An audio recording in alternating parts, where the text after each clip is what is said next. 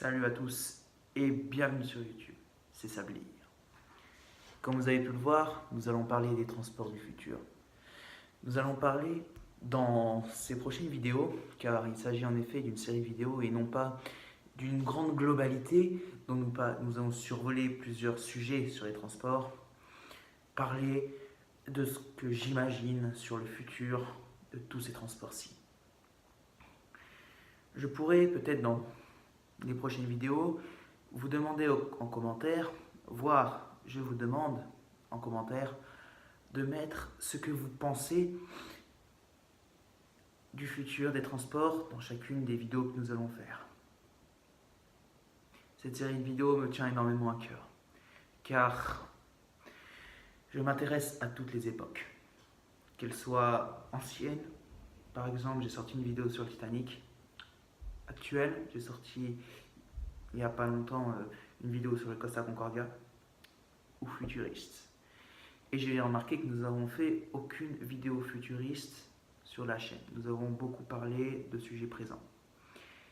Et c'est d'ailleurs dans cette vidéo que je vais faire un petit clin d'œil, dans cette série de vidéos, à celui qui imagine ces futurs transports, à celui qui en grande partie se projette tout ça.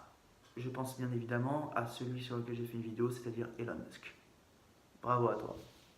Donc, comme vous l'avez vu dans le titre, aujourd'hui, on va parler du transport individuel.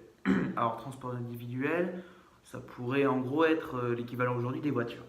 Mais j'allais pas mettre voiture, car qu'est-ce qui vous dit que dans le futur, on aura toujours des automobiles? Rien. Peut-être que l'automobile sera remplacée par un autre concept de transport. Et c'est dans cette vidéo que je tiens à en parler.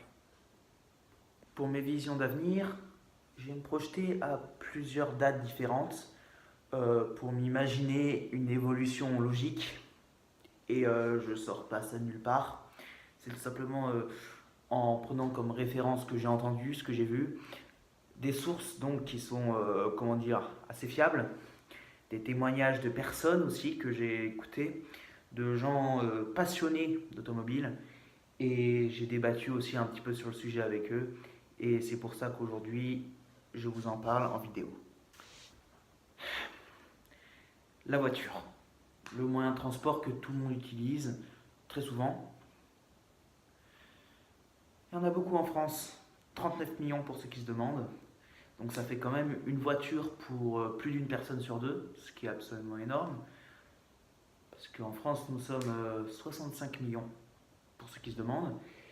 Et l'automobile, le parc automobile est absolument énorme. Beaucoup de monde ont une voiture à l'heure actuelle. C'est quelque chose qui s'est énormément démocratisé, surtout dans les années 80.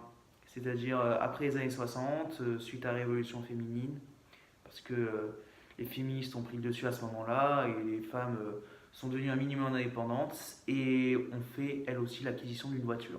Parce qu'à l'époque, il fallait qu'elles demandent à leur mari, blablabla. Vous connaissez un petit peu l'histoire, je ne suis pas là sur un cours d'histoire, et non pas sur des débats misogynes ou alors féministes. Voilà. Pour ça, je peux vous conseiller des très bonnes chaînes, si vous me demandez aux commentaires, qui parlent d'histoire et qui en parlent largement mieux que moi.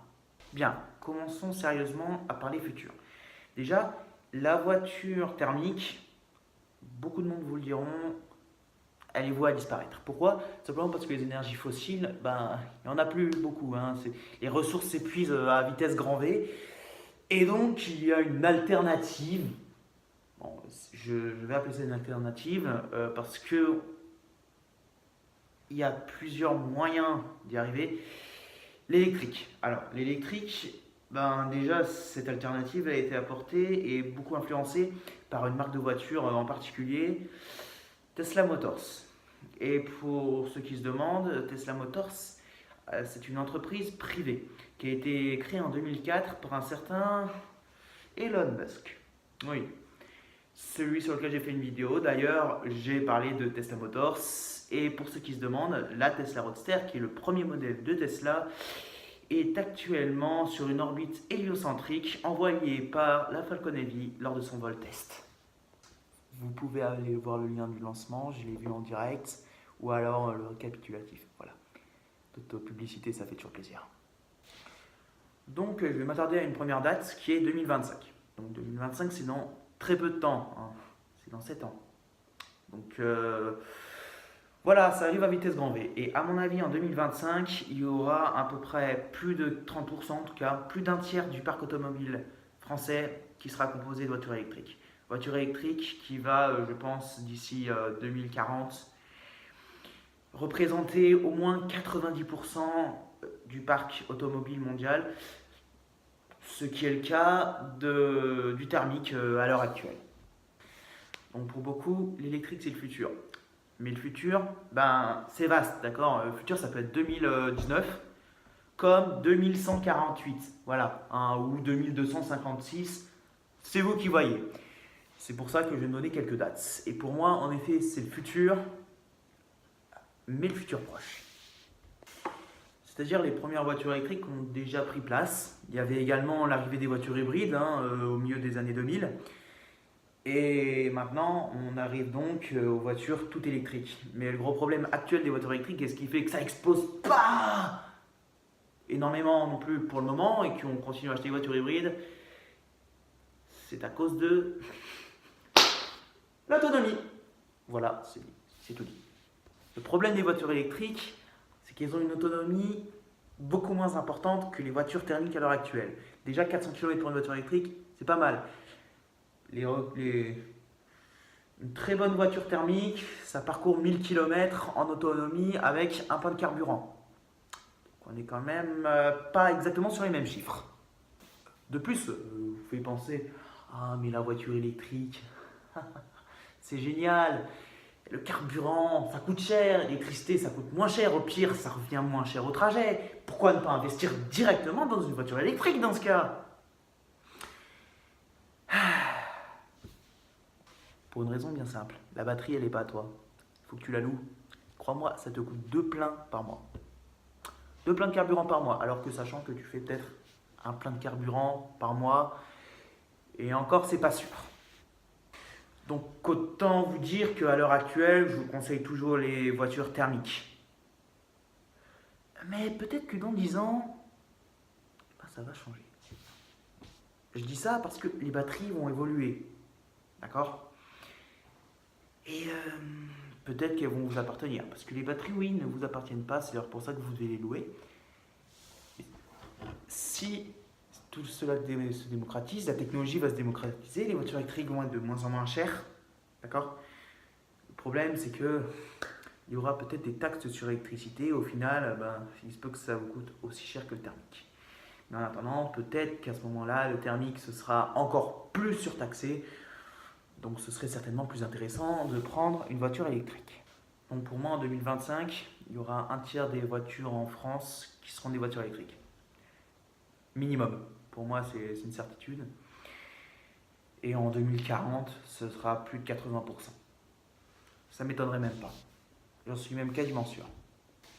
Mais bon, en 2040, après, l'électricité, actuellement en France, en tout cas, est produite par quoi? Les centrales nucléaires. Les centrales nucléaires, ça pollue le sol à crever. C'est bon, je peux s'arrêter là. Et autant vous dire que les débris radioactifs, ça met énormément de temps à disparaître. Un temps fou, on peut compter en millions d'années. Et pour vous dire, l'homme, il n'est même pas sur Terre depuis 1 million d'années. C'est quand même assez astronomique comme chiffre, on va pas se le cacher. Donc pour moi, en 2040, il y aura une baisse des voitures électriques s'il n'y a pas d'effort de fait au niveau de l'écologie. Pourquoi? Comment dire, ça va déranger certaines personnes et peut-être que la voiture à hydrogène, qui rejettera que de l'eau, va rattraper la voiture électrique parce que c'est également un concept actuel. Malheureusement, ça coûte encore assez cher. Les moteurs coûtent quand même assez cher à produire.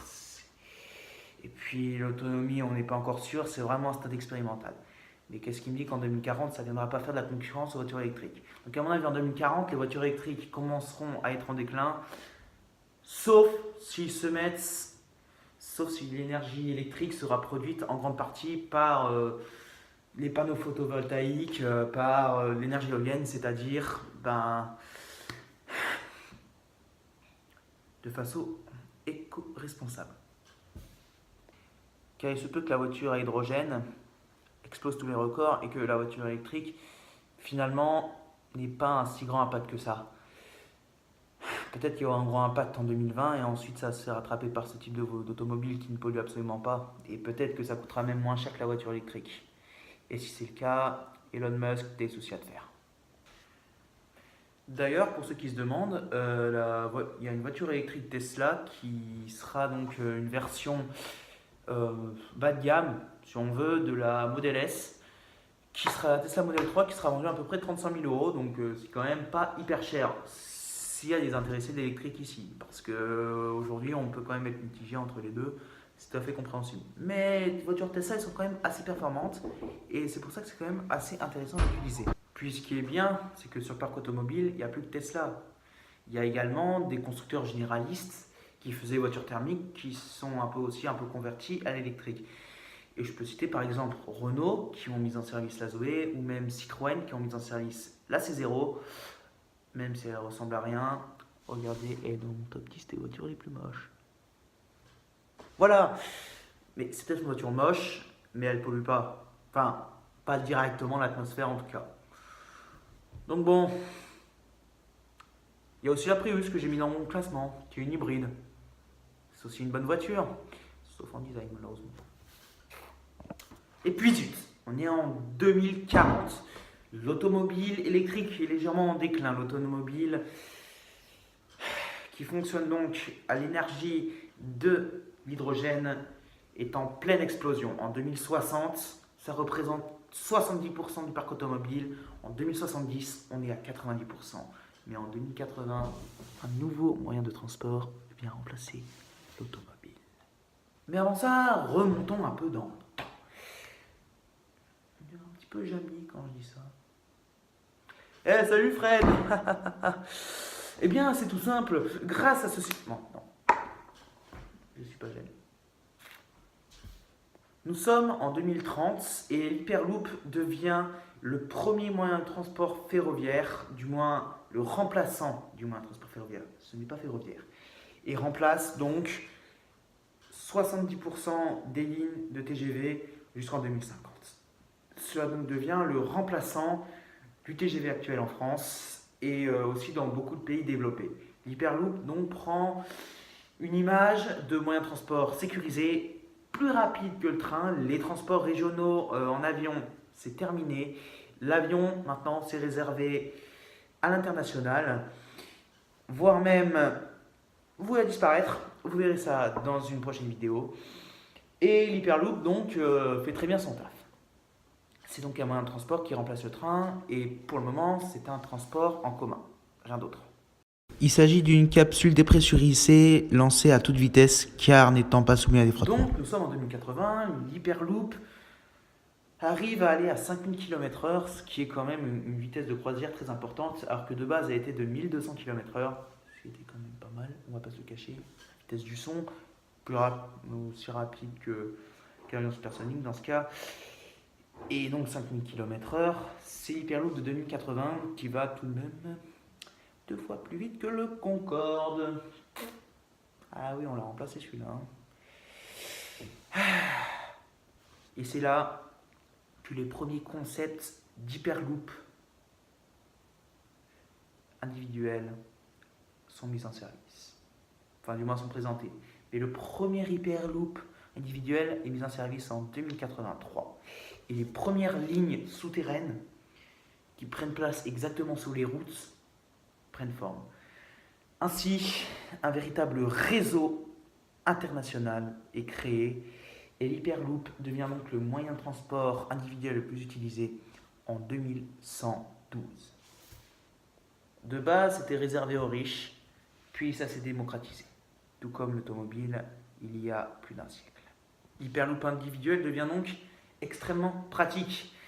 On n'a plus à prendre une voiture. Ainsi, les rues sont désertes et on peut se balader un petit peu n'importe où sans risquer de se faire écraser.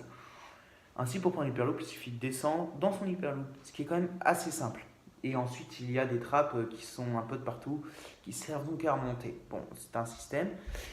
Et donc, un véritable réseau est créé, et c'est un véritable essor, ce qui est quand même assez incroyable. Ainsi, l'hyperloop a remplacé l'automobile, mais pour ça, il va falloir attendre un siècle, selon moi.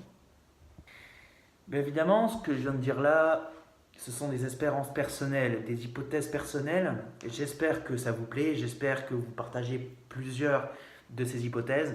Et si vous en avez, n'hésitez pas à les mettre en commentaire. Et s'il y en a suffisamment, je ferai une vidéo spéciale. Il n'en faut plus de 10 par contre. Et bah, si c'est le cas, je ferai une vidéo là-dessus où je présenterai tout ça et je donnerai mon avis personnel. Bien sûr, ce sera un avis subjectif. Vous avez votre avis. Tout c'est subjectif. Retenez bien ça. Ainsi, je vous dis, c'est la fin de la vidéo. J'espère que ça vous aura plu. Sur ce, je vous dis salut, à la prochaine. C'était Sablier.